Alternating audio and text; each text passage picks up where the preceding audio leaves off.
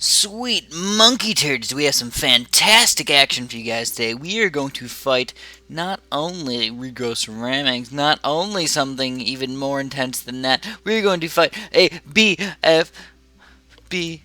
Oh no, it's starting to scare me. Okay, but let's get started. Let's go. Let's attack. Alright, so versus BFB tiles. Obviously, you have to do basically the same thing as usual. Nothing too crazy, nothing too intense, but there is 26 waves that you have to beat. So it's a lot of stuff right from the get-go. You got yellow balloons on level 1. You're really not used to this very often at all. But if you have any sort of levels where there's multiple spots where the balloons go over them, you're usually pretty reasonably set, even if you're not even that high. Now, for example, I am extremely high right now. No, I'm just joking. I'm reasonably high. I'm level 19. So, I don't know. I've been doing pretty good with like my upgrades and stuff like that. So level 19 is actually a reasonable time to start beating Moab and BFB levels for sure. Moab levels more specifically, I'm kind of stretching it going for these BFB tiles, but I want to show you guys how to beat them just in case you guys are interested in them. Again, I don't want to just tell you to keep stretching out your city as far as you possibly can, as fast as possible. Honestly, the best thing to do is just to kind of chill there and beat the tiles that you can beat very easily. Unless, for example, you get a big influx of cash for beating a BFB tile. You get an extra 1,500 cash or something, or you get a nice little treasure chest or something all set for you.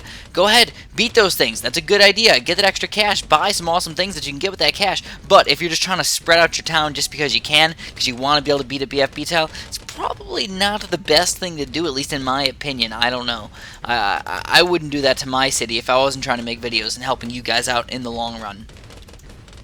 So now that we have that out of the way, let's get to owning these balloons. We're already on wave 6 of 26. Again, 26 waves is pretty darn intense. And the problem is that you don't know if camo leads are going to come out, or you don't know if something crazy, some sort of crazy regrow balloons are going to come out. It can be very, very tough indeed. So the best thing to do is just try and survive as much as possible, using your spike factory mainly as your absolute last-ditch effort to kill these balloons. It does really help out tremendously. And then try and save up for that 3-0 boomerang, and if you need to, get a 3-2 or a 2-2 just to make sure you survive. Again, no game is going to be the exact same every single time, so you have to plan accordingly. I noticed a couple people, they kind of yell at me when the strategy doesn't work out to their perfection. Oh my goodness. Oh, okay, see, look at that. I used 3 sets of road spikes right there, but now we're going to get this monkey up. Oh, we got a 3-0 boomerang. Again, we had to use 3 sets. That was $90 wasted technically. Technically wasted. I don't know if I'd say wasted, but I used $90 to make sure I got no lives lost. And again, I try and get no lives lost on all of them. And if it doesn't work out, hey, it doesn't work out. But if I can get it, it's even better. Alright, so now we have to start upgrading our mortar. Now, I wanted to get a 3-0 boomerang as fast as possible because I didn't really want to upgrade my mortar too much, but now I have a 1-2 mortar, which is definitely a reasonable amount of upgrades for a mortar, but we're definitely gonna need more. We're already on round 9. Really don't have very much at all. You don't even know when the Moabs are coming. You don't really know when the BFBs are gonna come. So what is the best thing to do? Well, first of all, I'm gonna get some lead popping power. I'm also gonna get camo detection. So now I have camo detection, at least a reasonable amount of camo detection with this mortar right here, and I'm not even gonna waste my money on bigger blasts just yet. If I felt completely safe, yeah, sure, why not get the bigger blast? But I don't feel completely safe. I kind of feel scared, to be honest. So we're actually going to mix this up with a nice little cannon right here. We're going to get a 3-0 cannon to start, and even with all these regrow balloons all over the place, we're actually doing a fantastic job so far. And actually, you know what I'm going to do? I'm going to put my boomerang on close, because I noticed that he's actually been missing a couple times every once in a while if I put him on a different thing. So again, 3-0 cannon, not even a 3-2 cannon just yet, and look at this amazing amount of popping power compared to what we were having before. This is way more. All you need to do is make sure the black balloons get popped, and your 3-0 cannon will pretty much demolish the rest of the balloons. And now we need to start getting ready for those Moabs. You really don't know when they're going to come. And the thing about it is sometimes you get early Moabs coming, and then you get a couple really easy rounds after that. And honestly, the best thing to do is sometimes to just spam the road spikes. 50 sets. Who the heck cares? Whatever. Just spend your money. Make sure you try and survive. Beat those Moabs. You can do it, guys. You guys can do it. I know you can. I know you can. Deep in your heart, you understand that you can beat the BFBs. And what I'm doing is I'm actually starting off again with the frag cannons, because not only is it Moab popping power, but it's also regular popping power. So instead of wasting all of my money on Moab maulers and then having a bunch of ceramics come out and completely beating me, I have kind of a mismatch or a mishmash of a bunch of things that could do a bunch of damage to everything. At least that's the way I like to roll. You know, and then the thing about it is if I have enough money, I can just instantaneously upgrade these guys to Moab Maulers really freaking quick if I need to. Or if I want to, I can still upgrade these guys to 3-0 cannons if there's mega amounts of balloons coming through that I can't really beat. So leaving myself open and ready to do anything at a second's moment. Like, look at this. We got a bunch of freaking ceramics coming out here.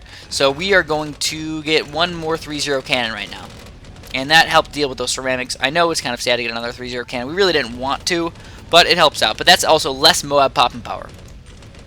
So now we have even more frag cannons. And I feel like 5 frag cannons doesn't really pop Moab, but it can do a lot of damage. Enough where I can only need a couple sets of road spikes really freaking quick to pop the rest of them. And Moabs, you usually need 2 Moab Maulers, maybe 3, and we are about to get those guys up.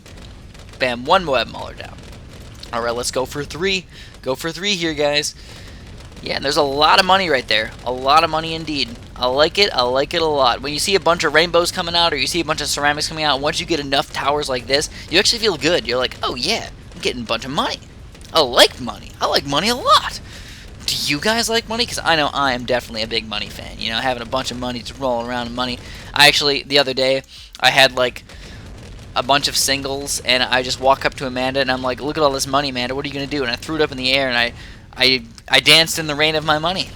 I did it to Amanda, and she thought it was funny, but then I had to clean up all the money, and that wasn't fun. That was the least fun part about that.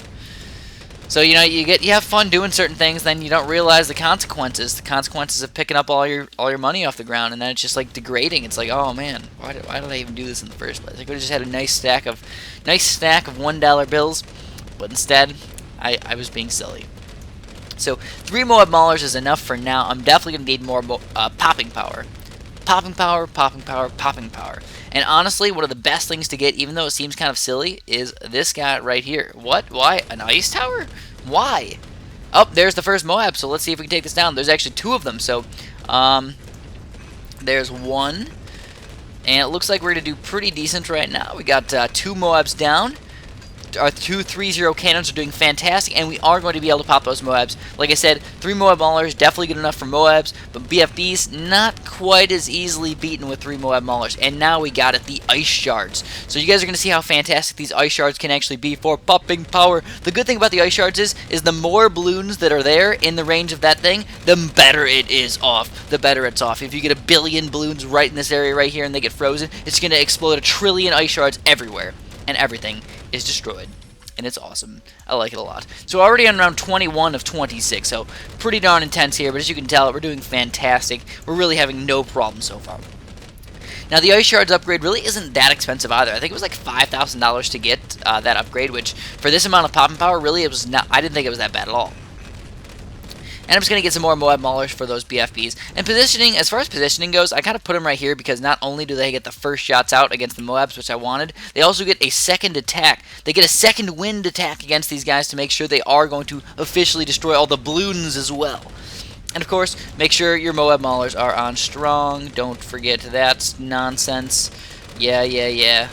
Okay, alright, they're all there. And we got a couple more Moab Maulers, and that's about as many Moab Maulers as I'm going to get. And there's a bunch of camo balloons now. So I'm going to actually have to change up exactly what I'm doing here because, oh my goodness. Holy crapola. This guy didn't have enough camo detection. We're definitely have to get at least bigger blasts now. Let's get that bigger blast up. As you can tell, the camo balloons were the biggest problem right there. Kind of weird. In fact, I might even go for another mortar or something. I really don't have very much. And there's the first BFB. The first BFB you guys have ever seen in my Bloons Monkey City attack right now. Oh my goodness. Can we take it down? Oh, yes, we can. We can take this BFB down. Look at that. They're already down to balloons. And look at that. The Ice Shards doing amazing amounts of popping power. And we pretty much just need to clean up the rest. Our 3-0 cannons. Amazing. Amazing. Now, if like 5 BFBs came out, that'd be a pretty different story. It would probably not be as fantastic as that amazing story that we just saw right there. And look at that. Regrow Ceramics coming out very, very fast right there. Come on, Ice Shards. There we go. Look at that Ice Shards. The more balloons, the better. And we are able to take down this big Regrow Ceramic rush. Not no problem, but it was close. That scared me, to be honest. I don't want to lie. But we took it down, and that's the important part. So I really don't have any. I want to get more cannons. I really do. I only have 1, 2, 3, 4, 5, 6, 7, 8. I only have 8 cannons right now. Having like 10, 12 cannons would actually be a good thing. So I think that's what I'm going to do with the next little bits of money that I have. Just get a few of those bad boys. I have bigger stacks and stuff if I want to. I can get those guys up. Lots and lots of balloons here. Or, you know what, I can go for a kind of... Oh, no, oh, no! Oh, blah, blah, blah, blah. Oh, we lost lives. Okay, I should have spammed road spikes better, but I hit my achievements button. Oh, no, I wasn't paying attention good enough. Alright, and we did it! We at least beat it! Yes, not no lives lost, but we did it! Yes! Got a grass tile, 449 experience. We got a BFB tile again. What I recommend doing is beating all these easy tiles first. I mean, look, we can beat these ceramic tiles, all these, even regrow ceramics, not going to be a big deal. Ceramic, blah, blah, blah, blah, blah. I still got like 30 tiles around my place that I can easily beat. Even maybe, even if I wanted to start off with Moab tiles. Don't stretch yourself too far unless you really, really need to. Like, for example, I stretched myself all the way down here because I got a treasure chest and it was worth $5,000. So I just raked in the dough right there. It was awesome. So let's beat another BFP. How about... I don't know. Is there an easy one? A level 4 difficulty anywhere? Come on, level 4 difficulty. I thought I saw one down here earlier. Maybe I'm wrong. Maybe I'm really wrong. Oh, there's one. There's a 4 difficulty BFB. Let's take this guy down. It's on the desert, which is... Actually, do I even want to do that? I think I'd rather do one of these guys. Yeah, screw it. I'll do one on the grass. The reason why I didn't want to do one on the desert, the reason why, oh no, get out of this level. Get out of that level right now, Chris. It's okay, we'll just try this one maybe. Is this one going to be easy? It is! This one's nice and easy. Alright, I like this level. I especially like this level. It's a very good Moab Mauler area. You can put all your Moab Maulers right here, put all of your popping power in this general location, and you'll be totally fine. Again, I'm going to start off with a mortar. And we'll start them off over in this area. And speed it up. We got 26 waves again. So I wanted to make sure you guys understand how to beat BFBs. Not just one BFB, but several BFBs. And like I said, sometimes your best bet is just beat the ones that you can beat. Don't even try and beat those ridiculous ones, because you can obviously tell when you can't beat one. If you want a really big challenge and you just want to be challenged and have a hard time with the levels, be my guest. But I'm not one of those people that likes to beat 24 rounds and then all of a sudden realize, oh no, I lost, and then I give up on life. You know, it just it happens. It just happens that easily. Just give up on life right then and there. Alright, so we're going to get increased accuracy on our mortar before we get anything else. As you can tell, our Spike Factory is just doing an amazing job. And I think the next thing I want to get is probably a Ninja. They're very, very cheap, and they're going to be a lot of extra popping power. So we're going to get at least one Ninja up, and possibly 2. And then we're going to start getting our really high-level towers, cannons, boomerangs, things like that. So just a little bit more money's here, $425. Come on, little ninja. Come on, there we go. The little ninja that could, and he is taking him down. Yes. Yes, indeed. Alright, so now we're going to start saving up for those high-level boomerangs. Like I said, I can go with a cannon or a boomerang, but I think the boomerang's probably my best bet, because mortars can usually take care of most of the grouped balloons anyways. So I don't want to go too much grouped balloon stuff. I want to go for some more accuracy for right now. Even though this isn't the best spot for a 2-0 boomerang, I'm saving up for that 3-0. And of course, late game is going to be key here. It's not really going to be the early game stuff. Who cares about early game? And there's a lot of oh my goodness balloons. There's a lot of oh my goodness balloons, and you gotta micro with these oh my goodness balloons. And microing, what it is changing up what your towers are doing, changing up targeting, changing up where they're shooting, and all the upgrades during the middle of a round or during the middle of you playing. Micro management. Micro is basically like I said, it's moving your things around, doing things during the game. Whatever you're doing with your mouse to make you be more efficient is micro. Alright, so man, that was a lot of white regrows very early. So micro is key. Micro is key, and you know, even with all these camo balloons coming in here, I'm not too worried. I think my Spike Factory is going to clean up the rest, and we're almost at $1,500 already. Going to be in the middle of this round that we'll be able to afford that guy. And as soon as we get that, we'll feel pretty darn safe. Pretty darn safe indeed. And also, I mean, feel free to like change up the targeting a little bit. Move this guy to strong if he's attacking the wrong balloons and stuff. But I think what I'm going to do is, because we're going to get so much money right here, I'm just changing him to first and use him the most efficient way possible. 3-0 boomerangs, best on first. At least in my opinion, leave him on first most of the time. If not, maybe close. Close is actually something that's kind of nice too. If you notice that your 3-0 boomerang is ever missing, because if it doesn't hit that original first balloon, it will not start chain reaction of hitting all those balloons, and that will cause massive problems for you. So, as you can tell, we're getting massive amounts of money right now, so we're going to get a 3-0 cannon. And again, like I said, guys, you want to get your 3-0 cannons probably more towards the back. I think this is like a reasonable spot. You want to get those up near the back, and you're going to get your Moab Maulers more towards the front. And I can also probably get some sort of ice shards, like maybe in this area right here, because that'll be a much better spot than last time. But also, I'm going to need to get some camo detection and stuff. I don't want to make my spike factory be all my full camo detection. Even though I do have a ninja, if you have a bunch of regrow camos come in, you're pretty much screwed. Especially regrow camo whites or something. You just can't beat those guys. You can't. Also, bigger blast. My mortar is one of my favorite towers to use in this game, especially when you have any sort of camo problems. If you ever have any camo balloons coming in, you know what to use. You gotta use that. You gotta use that mortar. And we are about set to get this guy. So we get a 3-2 cannon. And we're gonna have to start getting our Moab Maulers up. We don't know when those Moabs are gonna come, so let's get ready for them. Now, I have noticed a couple people doing different types of Moab popping power, and you know what? I have to just try and explain this really quick. There's a lot of efficient ways to beat Moabs. There's not just Moab Maulers. Let me show you really quick. Just a couple towers really quick. Ninja Monkeys, they're decent. Monkey Buccaneers, okay. Dartling Guns, yes, they are good. If you get a high-level spike factory, a 0-3 spike factory, yes, indeed, very efficient. A bunch of 0-3 Dart Monkeys, yes, you can do that. Tack Shooters, too. 3-0 tack shooters. Those guys are efficient too. So just keep in mind all these random towers that you can use as your Moab popping power. You don't have to rely only on Moab Maulers. But for right now, that's what we're going to do. We're just going to build our Moab Maulers because that's all I really have. But instead of Moab Maulers, again, I'm going to stick with the frag cannons. Because that's also just regular popping power, just in case ceramics come out. Just in case those evil ceramics. Oh no. Oh no. Alright, so I got a story to tell you guys really quick. So we got 12 rounds.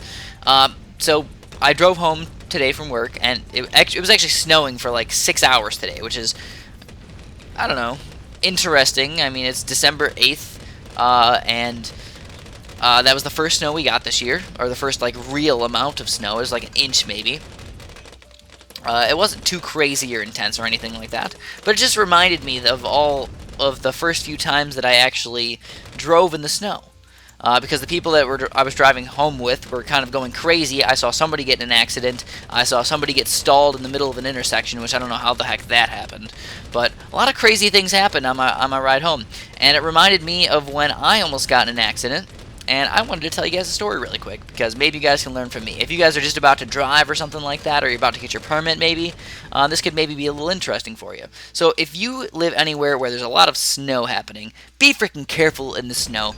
Just drive 10 miles under the speed limit. Nobody's going to care. You know, everybody's going to know that it's snowy out. Just be freaking careful, because this is what happened to me. I went to my friend's house on New Year's, and I stayed the night, and I had to get up at like 6 o'clock in the morning because I had to be at work at 8 o'clock in the morning on New Year's Day. And that was kind of lame, to say the least, to be there on New Year's Day. But I dealt with it. You know, I didn't get very much sleep, but it sucked.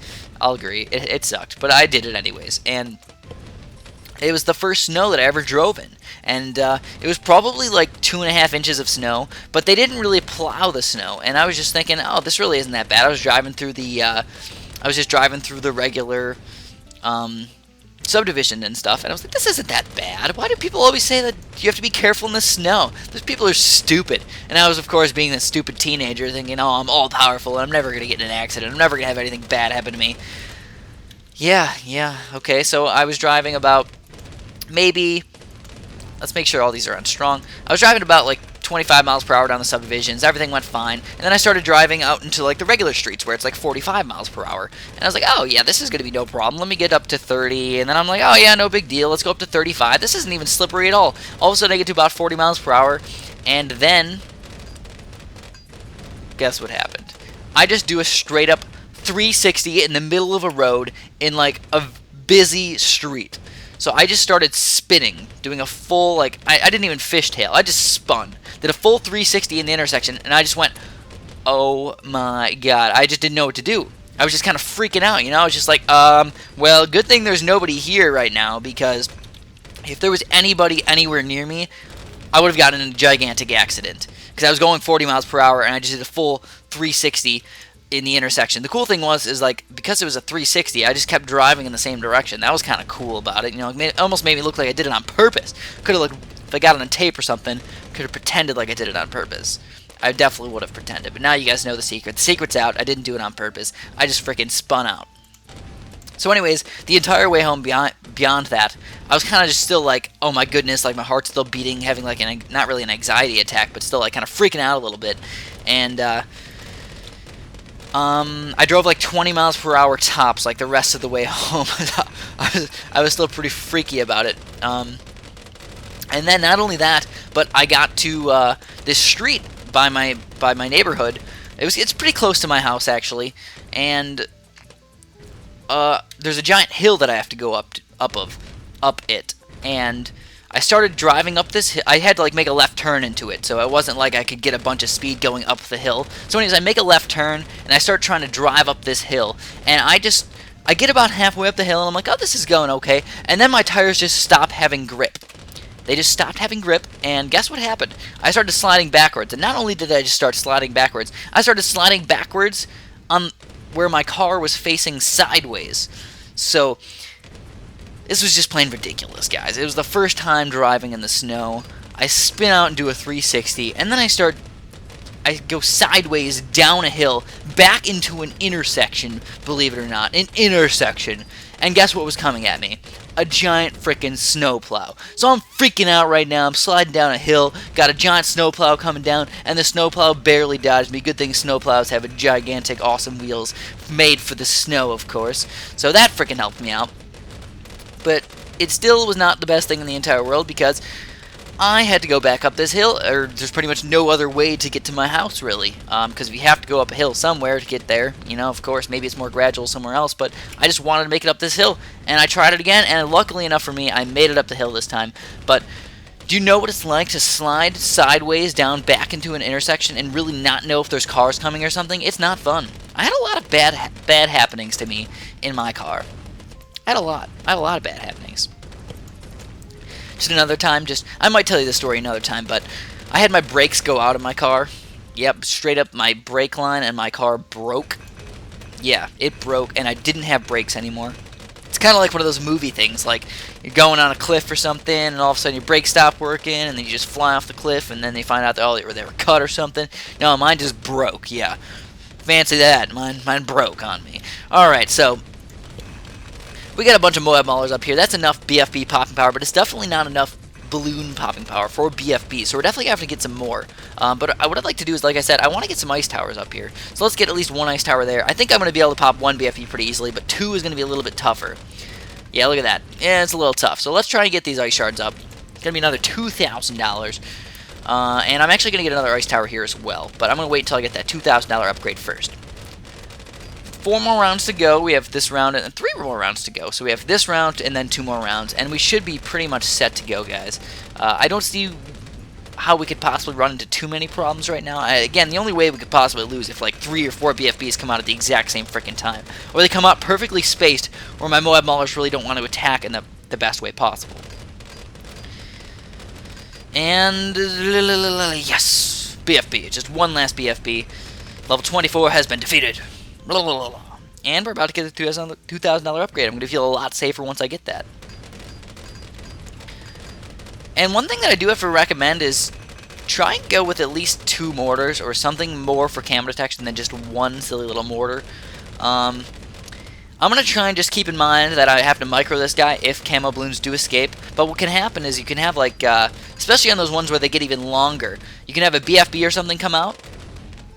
Or 2 BFBs, or Moabs or something, and then you can have some camo balloons come out after that, and then the Moabs are going to kind of come out kind of slow. By the time you pop them, the camo balloons are going to go underneath the Moabs, and the Moab balloons will actually tank the damage instead of your mortar popping the camos, or touching the camos at least, it'll start hitting the Moab Bloons. And then the camo Bloons, guess what? Now your camo Bloons aren't decamoized, and they're just going to keep going through because you have no other Moab popping power. This is the final level. Can we possibly do it? Let's get another ice tower here. There's a bunch of crap going on, but I think we're going to be able to do it, even with all these Moabs and all these BFBs and all this random crap coming out.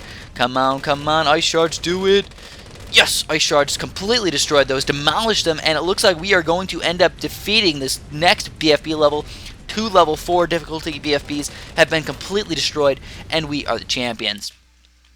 So that's pretty much going to be the end of the video. Oh no, that was a level 5 difficulty BFB level. Oh my goodness, yes.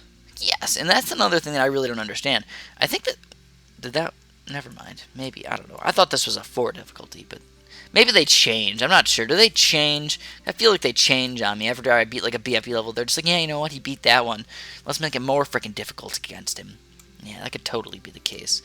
But anyways, that's pretty much going to be the end of my video. This is what's going on with my town right now. I just got 1, 2, 3, and my 4th farm all the way up to the 2nd tier upgrade, which means they can hold not just $500, but they can hold $1,000, and on top of that, they also make money twice as fast. So twice as fast, make money twice as fast, and hold twice as much.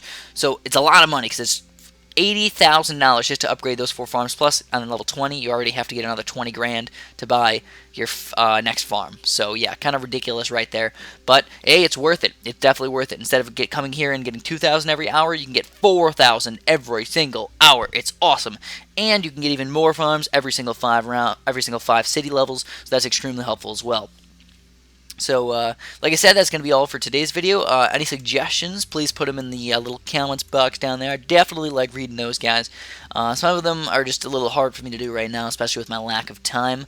But once the new year has come, I really don't have too much going on. You know, I get kind of laid off from work for like a month, so bring it. Bring those little comments. I'd like to see it. Also, not sure exactly how this is going to work just yet, and I'm not saying it's going to happen, but a tournament may be underway pretty reasonably soon.